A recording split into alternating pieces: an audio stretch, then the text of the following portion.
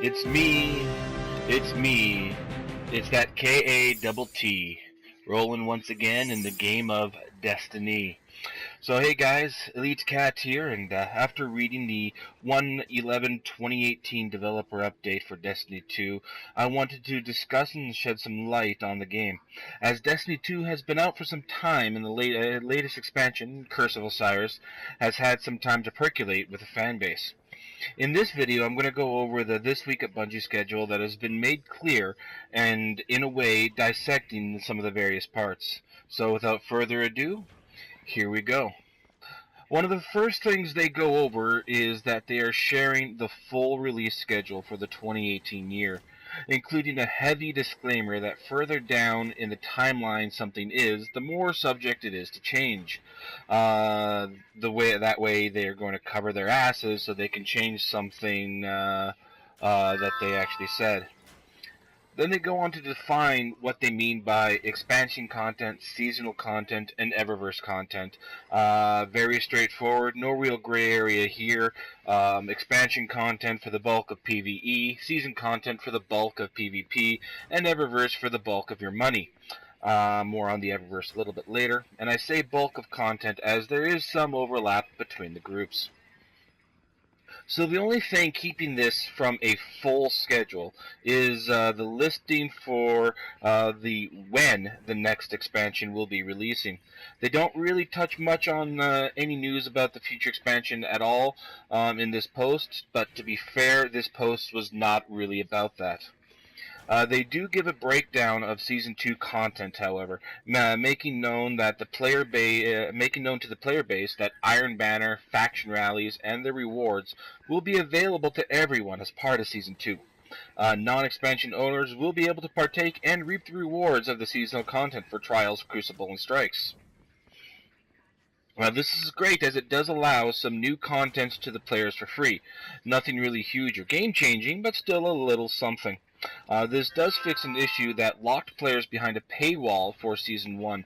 I don't feel that this fix was needed, and to clarify with that, I mean this should have never been an issue in the first place. The seasonal stuff should have never been locked behind a paywall.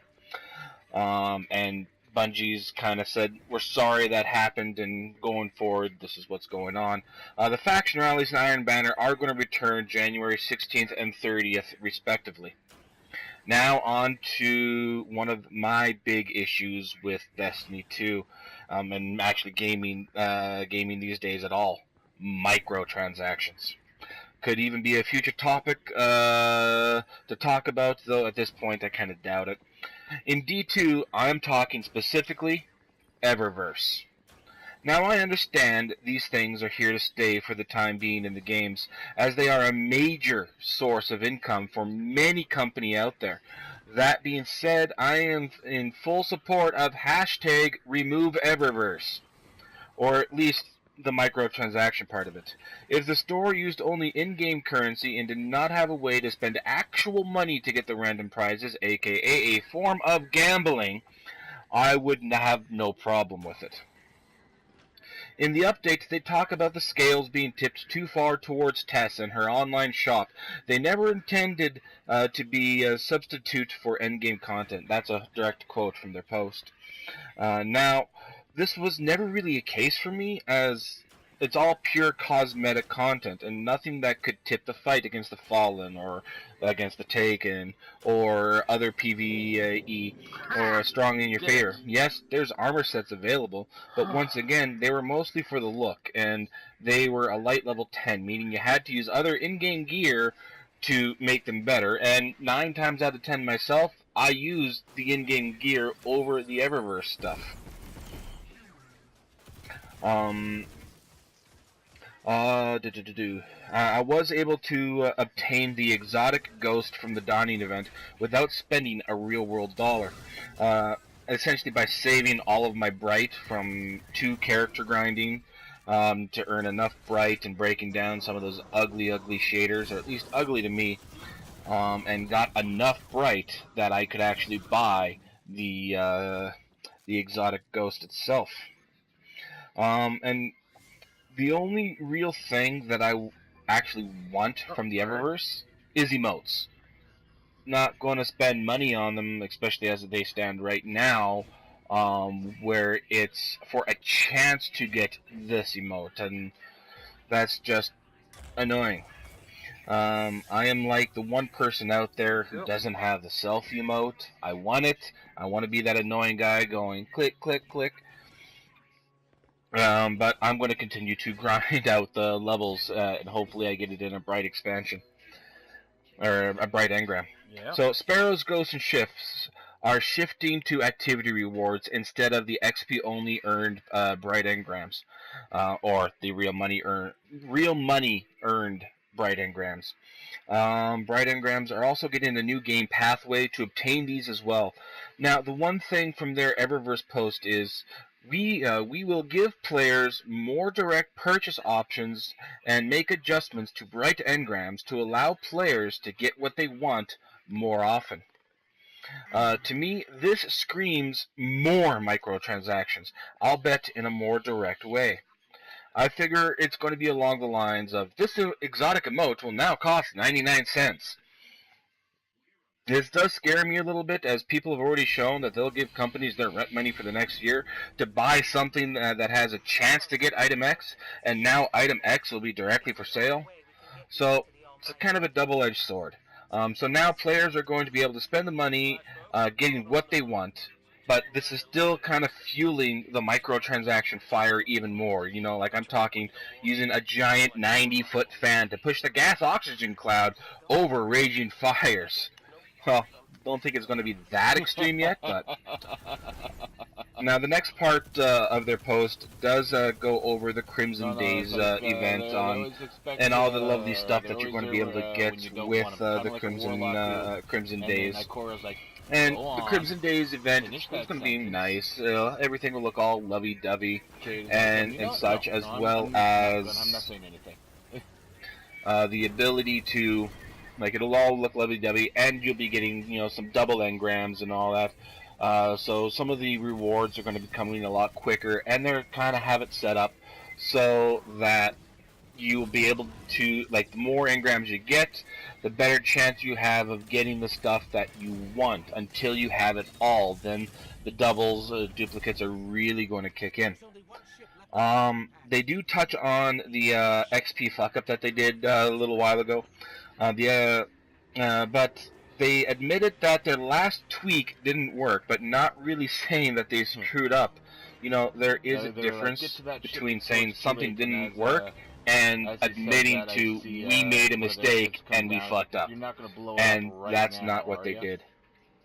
And then comes the future roadmap, which does highlight a few of the nice things from the coming up that I myself am actually kind of looking forward to.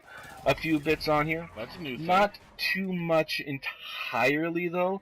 Like half of the stuff, and I've gone and read a lot of the blog posts about the stuff coming out, and I am agreeing with 90% of them, saying that half of this stuff should have been in the game at launch. It wasn't, it isn't, it's being implemented now. Like, that's about all we get to really do. So, now, the following content and features will be available to all Destiny 2 players, regardless of expansion ownership. So it doesn't matter if you have Expansion 1, Expansion 2, or none of the above, you're getting all of this. So the Masterwork Armor update's coming. They're bringing Masterwork Armor in, so you'll be able to use your broken down stuff with the Masterwork shards to make the armor you want Masterwork, as well as a chance of Masterwork Armor drops. Very similar to the weapons and all that. They are doing a raid reward rework, so they're updating the raid rewards to make them more unique and more interesting. They'll feature mods with raid-specific perks and are adjusting the rewards to ensure a raid item drops from each major encounter. And the raid vendor, this is the part I like, the raid vendor will also directly sell Leviathan and Eater of Worlds armor and weapons for purchase with raid tokens and legendary shards. So if you're missing like that one piece to complete that epic raid look, well, you don't have to grind for weeks and weeks in the raid and hope you get it. you can now just go out and buy it with in-game currency. That's the part I absolutely love. They're also adding a new ghost with raid-specific perks, so bringing the ghost shell a little more into effect for when we're doing the raids and all that. Like, I love the fact with the ghost perks and all that. The downside is some of them you can't change. Like, I have Secura's Ghost, and I want to be able to bring that around everywhere, regardless of the abilities and all that. And I most likely will. But if there's some nice tweaks that we get with the add-ons from the raid itself, then I might be persuaded to switch over. So the raid rework and the masterwork armor, that's all coming with a January 30th update. So at the end of the month, this stuff is getting kicked into effect. Now the February update, most likely coming alongside Crimson Days on February 13th. They're bringing back strike scoring and high score tracking, which is awesome. A D1 feature that should have been in D2 right from the get-go. Unfortunately, it wasn't. Strike scoring is coming to Nightfall and replacing the current time limit mechanic. I love that. I love that. No longer are you going to be forced to run and dash and avoid everything you can just to get to the end boss in hopes you beat him with enough time left. The scoring system is going to be similar to the Destiny 1 system, but with adjustments to emphasize competitive execution of strike objectives and support for all selectable score modifiers. So what that tells me there is selectable score modifiers. They're going to be adding things in that we can probably select ourselves, or it'll just be the RNG selection that they have already. Either way, it's going to be kind of awesome. In February, Nightfall high scores will be exposed in-game via new emblems and will also unlock rewards. And they also have plans for clan and community high scores in the works, which is going to be awesome if you're sitting there, if you're one of the few lucky ones that actually get to be playing around in a clan or found a really great clan to engage with and all that. Pew Pew Crew 2.2. Alright, so Mods 2.0. Work is underway on a full rework of armor and weapon mods. This will focus on reducing redundant mods, more unique theming, and greatly increase their impact on your power. So the mod changes are going to be awesome. It's going to be just what we need, because like right now I have a warlock that would be 335. I have my hunter, which is 335, and I am kind of working on the titan. I really don't like the warlock and titan. Hunter for life, yo. But it's something else that I can do in Destiny. Yes, I've done it time and time again, but just something to kind of fill out the time and the endless grinding. So with this here, they're going to be changing the stuff. Now, they are also, they're aiming for a February release of the mods 2.0, but the scope of the rework could push parts or all of it out until early spring. They have a lot on their plate that they are trying to tweak and fix for us and all that, but we'll see how it all goes. And like, they're also evaluating how mods play into bright engram economy. As a result, we're sensitive to pay-to-win outcomes. I have a very, very simple fix for them, type deal, and that's simply, don't put mods in bright engrams. Cutscene. Flat out. Just don't do it. You don't do it, you don't have pay to win. So they're also going to be, for February, they're also going to be working on some quick play improvements, so adjusting the game mode rules to increase the pace of gameplay and power ammo acquisition in quick play. How about have a mode selection for quick play where you can choose supremacy, you can choose this type. They're also adding a PC tower chat, so if you're playing Destiny 2 on PC, you're going to be able to text chat to all the people in tower. Be nice if something was there for the consoles, but at the same time, I also like the quietness of the consoles. Exotic repetition reduction. So what they're doing is they're going to be prevent players from receiving the same exotic twice in a row. You're still going to get duplicates, just not consecutively. And then the last big change for February that I'm extremely happy for, once again, should have been part of Vanilla D2, Fire Team members on destination map. You're finally going to be able to see where your Fire Team members are on the destination map. So if you're sitting there in your menus and all that to clean out some guns or leveling some stuff up, and your buddy just pops over from one part of the map over to the next part, and you don't have to go, oh, whoa, where'd you go? Where'd you go? You can go, oh, you went over there. Oh, I'll be right there myself. So that's one thing I really, really like, and once again, I kind of wish it was part of Vanilla. So then they get into the spring content. This is kind of where they touch base on the expansion 2. And they're taking the time they need in development of expansion 2 that will allow them to react to the player feedback from Curse of Osiris. As well as in the coming months, they are going to talk more about what we can expect to find in the next story. And the team is eager to show us what they've been working on. Independent of expansion 2, the team will deliver a number of new features that will be released during before or during Season 3. Each player of Destiny 2 will receive new content in the following categories. Some new stuff for the Crucible. They're bringing in Valor and Glory into, and also Valor and Glory, which are new ranks for Crucible. And private matches. That's right, private matches are coming back, and for all players of Destiny 2, you'll be able to invite your friends to a custom map to see who in your clan really is the best of the best of the best. Bragging rights, yo. They're also bringing in a 6v6 playlist. So we're 6v6 at Destiny 2 as well as the current 4v4. The Mayhem event, which personal favorite of mine from the Dawning event, Mayhem will return as a limited time event during Season 3 and going forward. So, Mayhem is not going to be a permanent fixture, but it will return. And they're also making some changes, quitting less common and behind-the-scenes security improvements to help improve the overall Crucible experience. Additional highlights, weapon and ability balance pass. So the sandbox adjustment team has been working on some things due to player feedback and data from the live game. Exotic armor and weapon balance pass. Exotic weapons and armors receiving a comprehensive design pass to ensure they stand out from the rest of the gear and offer new, exciting, and more powerful ways to play.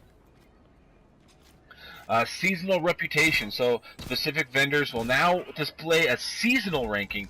Earning reputation will unlock unique seasonal rewards and reset each season. Improved Iron Banner faction rallies. So in addition to the changes that you'll see with the Iron Banner and when Iron Banner and faction rallies return this month, they're going to continue iterating on these to make them unique, exciting experiences that you'll look forward to.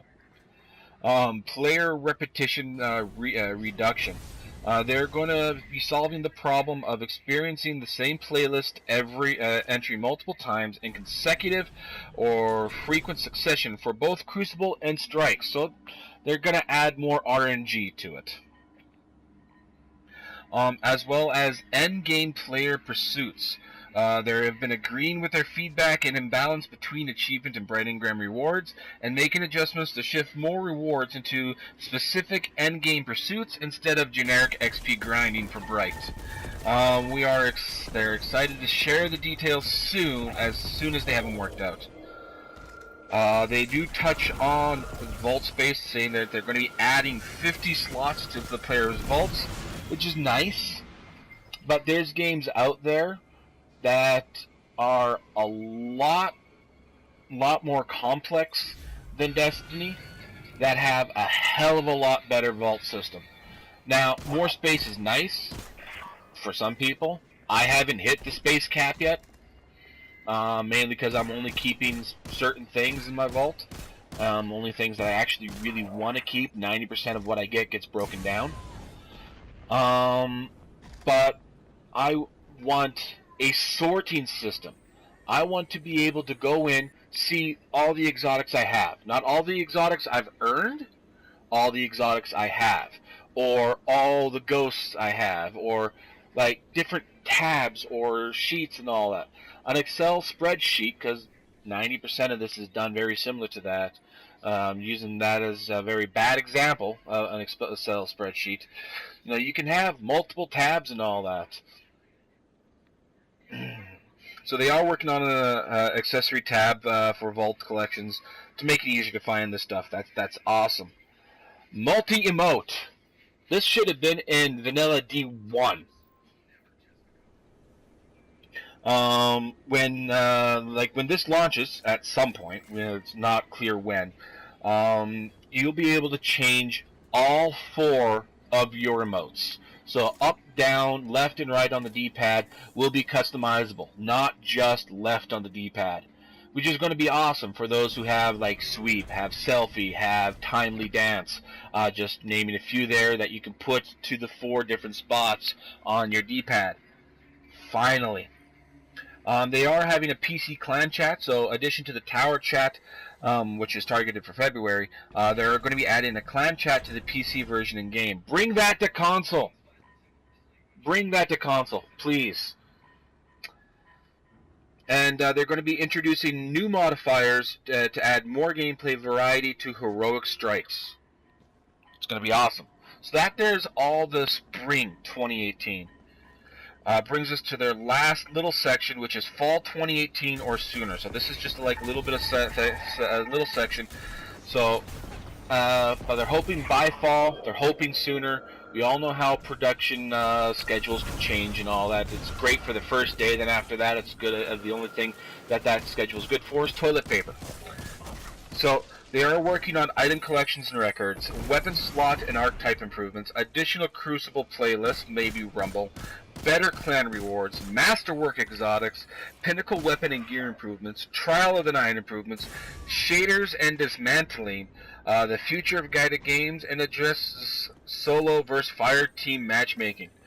So there are some good things about this developer update that they have put out, and quite a lot of things that they're gone, okay, we took this away from you, we're bringing it back, here's all of our new stuff for you.